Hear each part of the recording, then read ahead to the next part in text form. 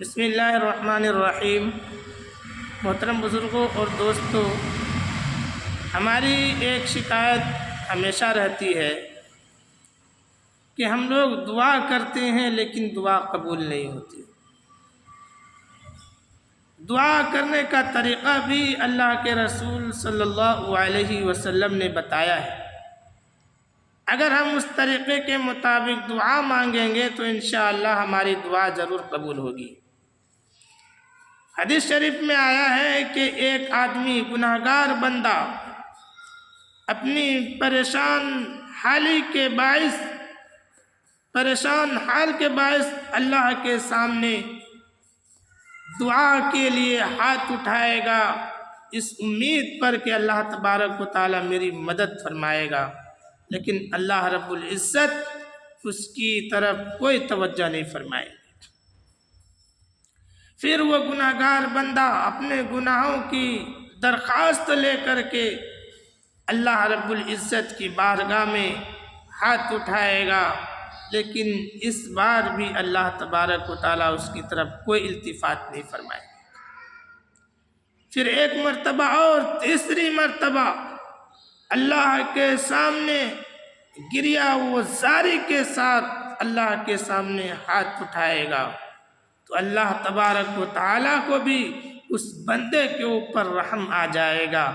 جس طرح ضدی بچے مسلسل روتے رہتے ہیں، ماں باپ کو رحم آ جاتا ہے اور مجبور ہو کر کے ماں باپ کو دینا پڑتا ہے، اسی طرح اللہ رب العزت کی رحمت جوش میں آئے گی اور فرشتوں کو حکم دیں گے اللہ پاک کہ دیکھو یہ میرا بندہ مسلسل رو رہا ہے، گڑ گڑا رہا ہے، میری رحمت کی امید لے کر کے میرے سامنے ہاتھ پھیلا رہا ہے اور میرے سوا اس کا کوئی معاف کرنے والا نہیں ہے۔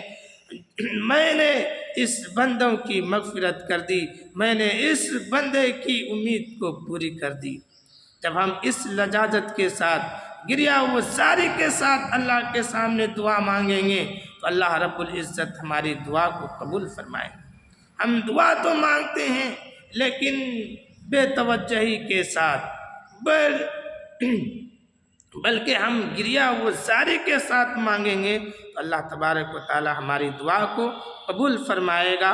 ایک بزرگوں کا واقعہ لکھا ہے کہ وہ ہمیشہ مقروض رہا کرتے تھے، کوئی بھوکا آتا، کوئی ننگا آتا، کوئی مسافر آتا، کوئی غریب آتا، کوئی یتیم آتا، کسی سے قرض لے کر کے اس کا کام چلا دیا کرتے تھے۔